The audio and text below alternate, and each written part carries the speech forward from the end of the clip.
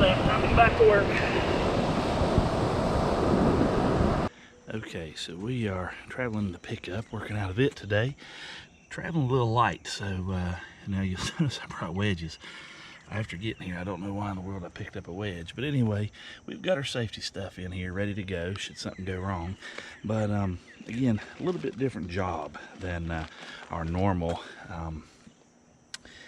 plan of attack and purpose. So today we're going to be dealing with some trees. Now, the trees we're going to be dealing with aren't anything like I've dealt with back in West Virginia. So down here, this is a tree, and I grabbed a few tools that I think will work good, but I may have missed on some of them. So anyway, what we're going to be doing is mostly some trimming. You can see there's a dead branch right here, right there. This guy's got to go, part of it and part of that one down there. My finger lined up with the camera here. But we're working on some of these, and we're going to adjust some of these old trim ups that they left too much material on, and kind of work on some of that stuff. Get this few of these trees looking a little bit better. Again, here's another one here that needs to go, and then we're going to slide here across the road and remove a couple pieces and talk a little bit about that. Now, I've carried some stuff over here, kind of get started with, and but I just wanted to talk a little bit about today's job and what we're going to be doing. And you see we got a lot of dead pieces in some of these things, and the purpose is not to harvest anything to run through a sawmill, but just to kind of make these little guys look better. And I want to talk to you a little bit about that. You can and the purpose of trimming and things that we're looking for. So just to kind of give you a little idea of what we're doing, this mess out here is mostly dead. There's a live one sticking up there, but you can see they're just dead as they can be. But when we trim these, you saw back there, it was left a big old stem sticking out. So what we're going to be doing is coming back to a node. That's that last point where something is growing off of it, and we'll trim it there. Because if we leave this long, what we'll end up with is a bunch of death sticking out here, and this will trying to be rot, and it'll introduce bugs to the plant. But if we can trim it right here, this one will be alive, and it'll seal itself back over, and it will give a little better job. Right here's an example of one done incorrectly. You can see how much is sticking out there. This one's a little better. Now, there's some rules of thumb we use when we prune. One is we never remove more than 1/3 of the live tree. So if it's a tree that needs a major reshaping, kind of have to evaluate and see, hey, is this something that we're going to end up changing over time, like maybe over the course of 2 or 3 years, or is that just not going to work at all and we end up having to do it, just remove the tree completely and plant something else there. So with the stuff that we're working with this morning, that's probably not going to be an issue of the size. There may be 1 or 2 that we have to be careful in that 1/3 rule. Mostly what we're going to be doing is removing dead stuff. So that is kind of the first thing. You always want to remove everything dead and then kind of look at it from there. And of course that's really true in fruit trees, but these aren't fruit trees. These are just kind of ornamental deals. But anyway, I'm going to kind of let you look at some of these things. We're going to trim off some of those stump ugly pieces, and there goes a bird taking off, and kind of make some of this stuff look a little better and a little easier to mow around. There's some odds and ends here. You can see a lot of this stuff here. Here's a wonderful example of a horrible prune. You can see left all of this big material, and it's suckered out, and of course it's dead, and it's not healthy, not only for the plant that is still alive, but for the ones that are around it, because it'll introduce a lot of organisms into the area that will attack the ones that are still healthy. So we're going to look at some of these guys and get them dealt with, and bring you along for this, let you check it out. Okay, first things first, we're going to try to get everything adjusted from our trip. I wrapped this up in a rag. You can see it leaks oil. That's kind of everyone I've ever been around likes to do that. But I wrapped this up for 2 reasons. Number one, the scabbard. they don't like to stay on there whenever you are traveling down the road on a pole saw. I'm sure there's several of them around the sides of the road back home from ones I've lost. But the stick the tape off of me there so we don't lose them. We'll pick that up, take this one to go. But I wrap rag around it for a couple of reasons. Number one, the scabbard from falling off, and so I don't put black tape right on it. As you can see, it always leaves a residue. But the other thing, somebody bumps into it, a little more cushioned. And lastly, to catch all that oil mess from dripping all over the truck. So you end up with an old oily tailgate and dirt sticking to that, and it's a mess. Plus, this will kind of scratch it. If you have a plastic top on your tailgate, it'll kind of scratch them up a little bit. So I just wrap those fellas up, and then we're in good shape. But anyway, back to our job today. We're going to do this little trim up here and let you check some of that out, and let's see a little bit of different scenery. Again, this is not the kind of jobs we typically do, but it would be an interesting thing, I think, to let you check out and see something a little bit different. Again, we brought the 500i with us, and slipped the little bar back on it because I didn't figure there'd be anything down here that needs a 32-inch bar for. Unfortunately, there's probably enough we even need a 24, but at any rate, that's we've got it. We're ready to go. So we're going to get hit and get everything fueled up and oiled up here. Now, you may be noticing on some of the videos, a little label making machine. They're a cheap little thing to buy, and I started doing that on all the cans, especially on the big 5-gallon cans for bulk storage. And I've been putting it on the little cans, and I duplicate whatever's in the big can. So that way I know how old the gas is getting to be. So this is a couple months old. It's June right now when this is being shot. So it's right on the end of its what I'd like to call usable lifespan there. So I don't like to run a bunch of old gasoline, and it's really hard sometimes to remember when you got that gas, things along that line. So as you can tell, this old girl's been used quite a bit lately, and so anyway, just gonna finish topping that off. I like that little groove to hang that on. It kind of keeps it up out of the sawdust.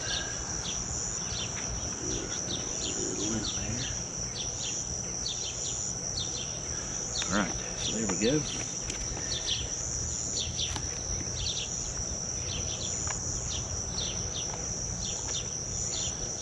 Perfect. Now, this one is a bit smaller reservoir.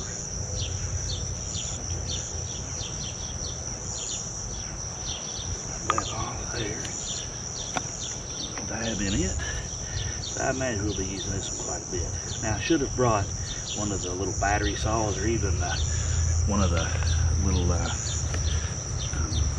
two-handed version top limits, or like prepping and tree work. I think it's a 192. Anyway, I should have brought one of those with me. They have a lot smaller chain in it. The smaller chain is a lot nicer. You don't have as much tear out on trimming jobs. But I think the majority of the trimming we're going to be done with this saw, and it's got the same little chain as the little Pico chain, so it'll do well. But again, the 500 with the 3/8 is probably quite a bit overkill. Now it's a few minutes after 6 this morning. We are way over on the East Coast, and 30 miles out of the ocean to be exact. And I'll show you a little bit of footage coming in, and let you see what that looks like. But old frustrating lids.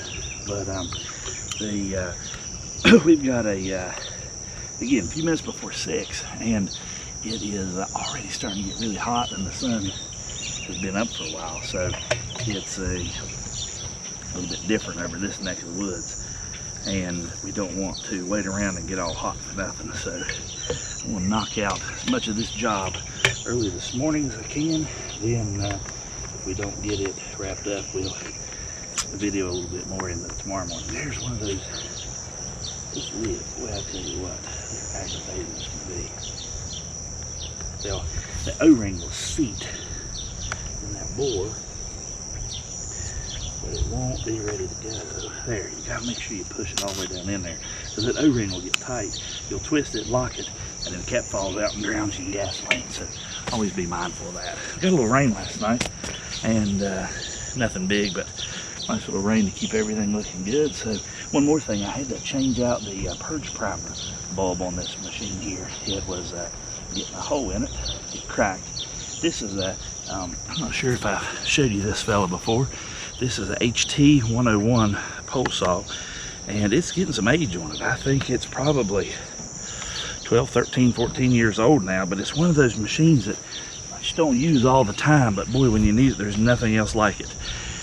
And I guess I ought to talk about that for just a second too, while we're talking about the these trimming and pruning jobs. It's very tempting to just grab your favorite saw and a ladder and hop up in the tree, but don't do that. That's very, very dangerous. If you want to see why I look at chainsaw fails, type that into the YouTube and you'll see why. What we'll run into is, for one, your balance isn't as good. You really need to have two hands on the ladder and two hands on the saw, and if you do the math real quick, you got no hands left. So there's a problem. So you end up compromising, running one hand on the saw, one hand on the ladder, and you've got a real big mess. So there's the issue of falling off the ladder. And the biggest issue is many times the tree that you're cutting, if you're using just a typical ladder, you'll lean it up into the tree, and then when the weight changes in that tree, the ladder moves. Well, then you're falling off, or you're grabbing the saw and you cut yourself that way, or the ladder completely comes out of the tree. So that's another hazard you run into with the tree. The third one is you'll lean the ladder up into the tree, you'll cut the limb, and the limb will swing around and knock the ladder out from under you. And I've seen all those things happen, and just don't do it. Don't involve a ladder with a chainsaw, period. And anytime you're cutting above shoulder height, get yourself a pruning saw, and that way, or a pole saw, and that way you can do your pruning safely from the ground. Now, you don't technically, I guess, have to wear chaps while running a pole saw because it's not close to your legs. I still do, because I usually have another saw right there with me to deal with stuff. So I just get in the habit, anytime I've got a chainsaw in operation, there's chaps on. So there's that part too. Now they make electric ones of these, are pretty nice for noise things. I'll have my hat on here with the ears hooked onto it. I didn't bring the one with the big face shield because it was so bulky. I was kind of tight on space. So anyway, I'll have this guy and the safety glasses, all that good stuff for safety. And anyway, that's kind of the getting started. So we'll set you up here and let you check out some pruning.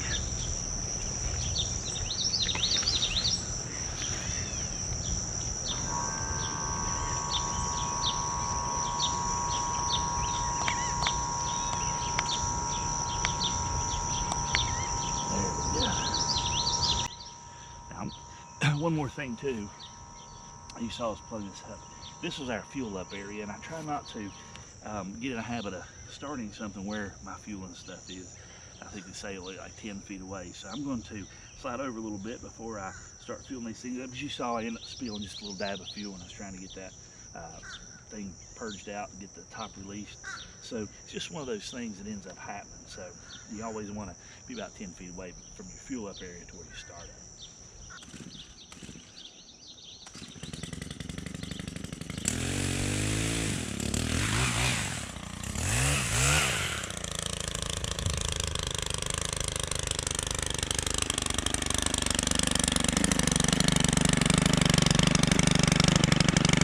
Alright guys, so here's our limb we're going to start with. I want to kind of talk about him first. There's a lot of bugs flying around already. It's filled up on bug spray, but I'm not going to cut right beside where I want this finished spot to be. I'm going to cut out a little bit so that if I get a tear out, I won't be tearing up the bark and having a big ugly spot on the finished job. So what I'll do, I'll come under the bottom, cut a little relief, then I'll come above it and cut it down.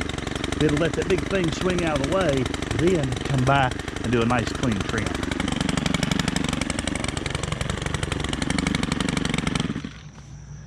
First thing I'm going to do, I've already got it warmed up now. I'm going to stretch this guy out.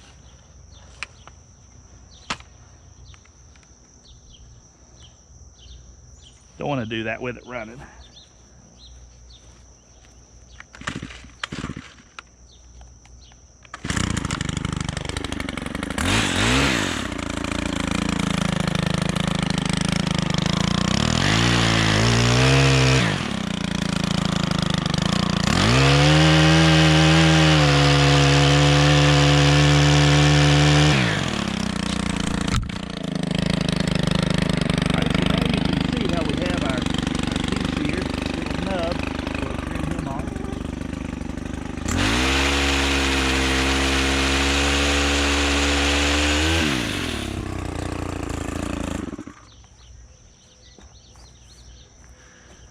All right, now you can see we end up with a nice clean little cut up there, right back to the node of that last piece growing out.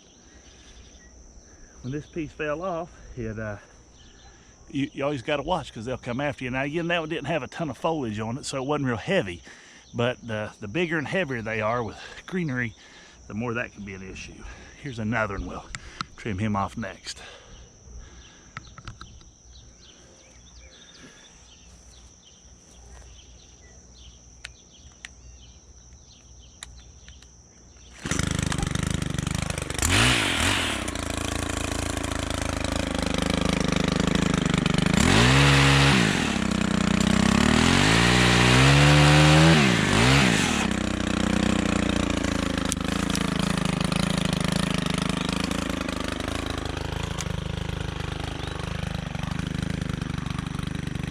I'm going to use this little nut right here to push that limb off of the one that's stuck in.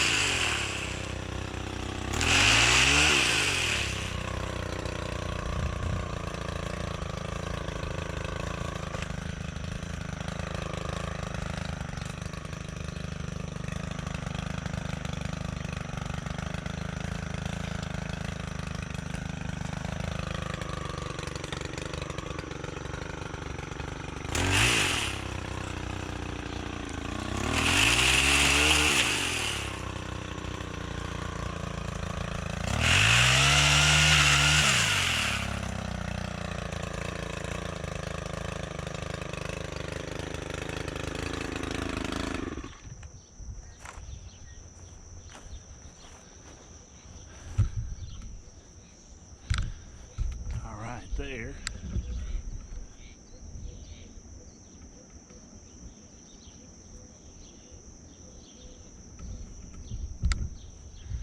You can see we have a nice clean cut up there. We don't have a lot of stubs sticking out, and that'll end up healing up real nice. You can see here how it'll seal off and it'll grow back around it. This one should have been cut a little flatter, but it's that's kind of what we're looking for, is this material eventually close back around. You see how this one will close right around it.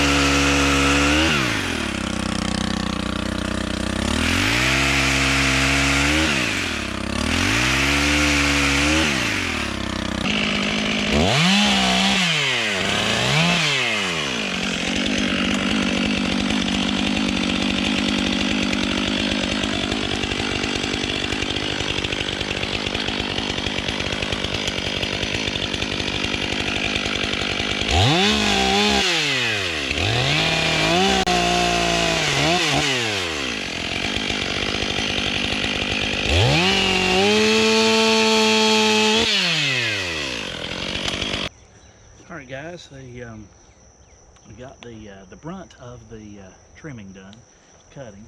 There's one little bit over there I'll get tomorrow morning, and just a little bush needs cut off. So I'm going to go ahead and park you guys over here in the shade and let y'all rest, and I'm going to drag some of this brush over. They said they want it stacked over there in that corner, so that's where we'll put it and get this all cleaned up and looking nice. So one little bit of pruning, getting ready to be wrapped up.